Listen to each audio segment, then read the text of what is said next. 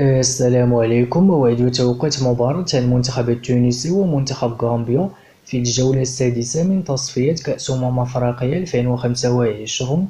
والقنوات الناقلة لهذه المباراة: يحتل المنتخب التونسي المركز الأول في ترتيب المجموعة الثانية من تصفية كأس أفريقيا برصيد 10 نقاط، ويحتل منتخب غامبيا المركز الثالث برصيد 5 نقاط.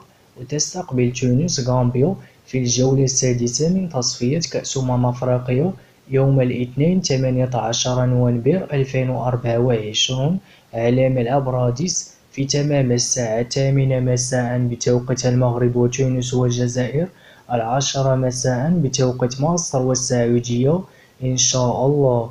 ومن المنتظر نقل هذه المقابلة على قناة بين سبورت/دي 2 بتعليق عصام الشوالي.